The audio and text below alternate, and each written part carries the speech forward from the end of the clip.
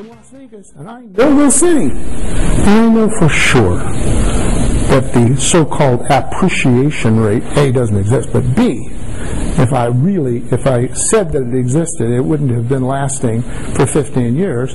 It's lasted for the last 2 years. 2 years in a row, the appreciation has been between 20 and 30% for a lot of the houses around here. It will probably surprise you to think that I believe that the next year or two it could go down by the same amount. Because it's not based on value at all. It's based on what? Tulips. It's based on tulips. The tulip mania. You have to know the history of investing includes the speculation on tulip bulbs in Holland 400 years ago. And in Holland, a really exotic tulip bulb might have cost more than a castle. You know, it's just, you know, the prices of tulips got so high, and then one day somebody wouldn't pay anymore, and the next day they wouldn't pay that much, and the day after that the whole market fell out. You know, people that had been thought of as rich were poor. They had all their money in tulip bulbs, and apparently somebody brought in some tulip bulbs from out of the country that would look just as good. They were selling for 10 cents a pound or something. Okay.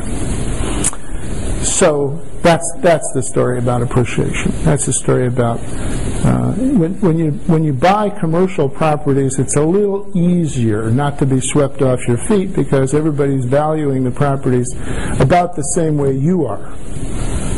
They're looking at the income, saying, gee, I'm not going to buy something for $1 million that gets me $5,000 a year in my hand.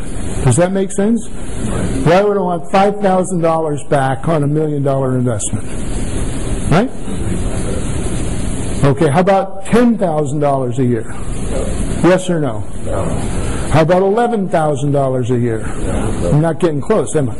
How about $30,000 a year? Well, that's better than the rate on Treasury bonds, right? And then, but I'm going to have to get up in the $50,000 or $100,000 a year range to get most people's attention, aren't I? And just recently in my world, 2 or 3 years ago, people were buying houses for $400,000 that they couldn't rent for $1,500 a month. And some of them in places like Arizona and California and so forth said, yeah, but it's going to be $600,000 next year. And I would say, why? It's not worth $400,000 now. If I can get $1,500 in rent, maybe I'm going to get $750 net operating income. And what's $750 a month worth? $9,000 a year. If I'm trying to earn 10% on my money, how much is that worth? $90,000. Why would I pay $400,000 for a house that gives me a yield of $9,000 a year? Well, the same is true in commercial real estate, except this big difference. Most of the players, actually all of the players that you're competing with, everybody that you're competing with, is valuing the property in pretty much the same fashion. Some of them will take more risk than you do, so they'll pay a little more, right? But they all know what the value is. They're valuing it exactly the same way you are. Maybe you get in a bidding war and you lose because they're willing to take more risk than you. Or they just got this money and they've got to get rid of it this quarter, for some reason. And they'll outbid you hoping to make it back some other time.